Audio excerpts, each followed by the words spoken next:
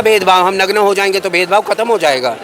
तो देश में बिल्कुल कैसे हालात हुए हैं आपको सबको मालूम है। उसकी चिंता नहीं है, हमारे ऊपर चिंता है कि हमें डॉक्टरी प्रक्रिया से गुजरना है। ये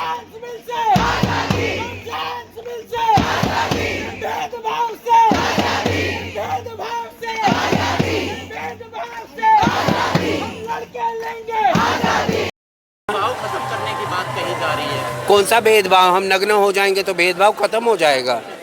तो कल से मैं अनुरोध करूंगी पूरे देश भर के किन्नर रास्ते पे नंगे घूमे। यही तो भेदभाव खत्म कर रही है सरकार। मैं नग्न करके भेदभाव खत्म हो रही है। नहीं, मैं तुम्हें नग्न कर दूं तो वो चलेगा भेदभाव?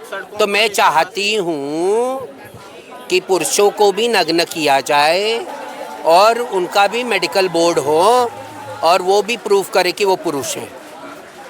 ये क्या बेतुकी बातें हैं? आप मुझे मेरा चीर हरण करके आप बाद में आप कह रहे हो मुझे सम्मान दे रहे हो। आप मुझे क्रिमिनल बना के आप मुझे सम्मान दे रहे हो। ये कहाँ की बातें हैं? डीएम को अधिकार दे दिया गया है। डीएम को पहले भी अधिकार था, पर वो नालसा जजमेंट जो हमने लड़ा है 2014 में जो वर्डिक्ट आया है, 2019 में जो ट्रांसजेंडर एक्ट बना है, हम उसको मानते हैं। हम 2026 का ट्रांसजेंडर अमेंडमेंट बिल नहीं मानते। हम पूरा समाज जंतर मंतर पे बैठ के प्रदर्शन कर रहे हैं। जो अमेंडमेंट बिल ट्रांसजेंडर का आया है, we are totally against it. We will fight on the streets, we will fight on the social media, we will fight in the court, we will fight everywhere. हम चुप नहीं बैठेंगे, because this is the question of my constitutional rights. मेरे संविधानिक अधिकारों का ये बात है। किसी भी कीमत पे, at any cost, I won't allow my constitutional rights to be taken away. I and my entire community, you can see, my entire community from different parts of this country has come. We are fighting and we will keep fighting. सबसे ज़्यादा जो इसमें बड़ी problem है वो ये डॉक्टरी वाली प्रॉब्लम। बहुत ही गंदी, बहुत ही दुर्भाग्यपूर्ण है ये बात कि किसी भी इंसान को, चाहे वो औरत हो, चाहे वो मर्द हो, चाहे वो किन्नर हो, कि उसको एक अपनी पहचान बताने के लिए कि मैं औरत हूँ या मैं मर्द हूँ या मैं किन्नर हूँ या मैं ट्रांसमैन हूँ, किसी को भी कि एक डॉक्टरी प्रक्रिया से गुजरना पड़ेगा। ये बहुत ही शर्मनाक है, बहुत ही दुखदाई है। और ये मुझे लगता है कि हमारे किन्नर समाज में मरने के लिए विवश कर रहे हो आप हंगामे के लिए विवश कर रहे हो। हम बहुत शांतिपूर्ण तरीके से, कम से कम एटलीस्ट मैं किन्नर समाज से हूँ तो मैं अपने समाज के लिए बोल सकती हूँ कि मेरा समाज एक शांतिपूर्ण तरीके से रहने वाला है। थोड़ा सा पीछे कीजिए। तो हम एक बहुत शांतिपूर्ण तरीके से रहने वाले हैं। तो आप अगर हमको भी सड़कों पे उतार के और इस तरह का कोई बिल ला के हमें परेशान कर रहा हो तो ये बहुत दुखदाई है और बहुत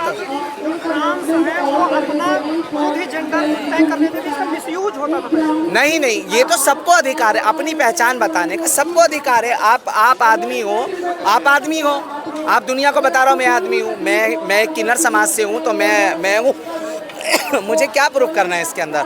आप इस तरह की, आप और बहुत सारी चीज़ें हैं। आप हमारे दुखों पे आप नमक मत छिड़किए। आप हमारे लिए शिक्षा का वो दीजिए, आप हमें और अपॉर्चुनिटी दीजिए, आप हाउसिंग दीजिए, आप हमें पॉलिटिशियंस में जगह दीजिए, आप हमें सीट्स दीजिए, आप हमारे लिए वॉशरूम का इंतज़ाम कीजिए, आप चेंजिंग रूम का इंतज़ाम कीजिए। आप इस तरह की गंदी, मैं तो इसको ओछी राजनीति कहूँगी। क्या है ये बहुत गंदी बात है, बहुत अच्छा नहीं है। बस मैं तो यही बोलूँ। सरकार को चिंता रही होगी तभी तो ये कैसी चिंता है? देश में बिल्कुल कैसे हालात हुए हैं आपको सबको मालूम है। उसकी चिंता नहीं है, हमारे ऊपर चिंता है कि हमें डॉक्टरी प्रक्रिया से गुजरना है। ये चिंता है हमारे लिए।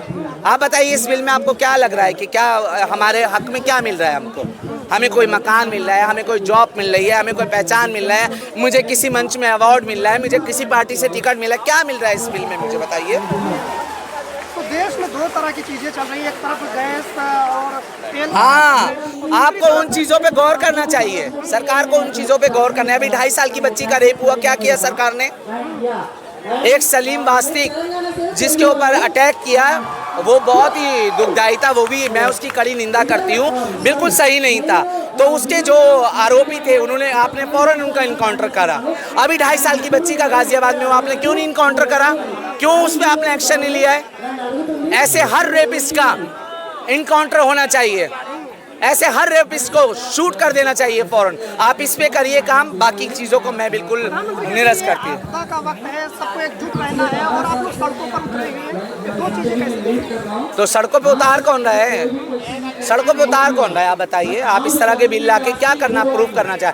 अगर ये बिल में संशोधन नहीं हुआ, अगर ये बिल में ये चेंजेस नहीं हुई, तो हम कड़े से कड़ा विरोध करेंगे। आखिरी दम तक हम विरोध करेंगे। हम अपनी लड़ाई लड़ेंगे, हम अपने हक के लिए लड़ेंगे। बस, थैंक यू।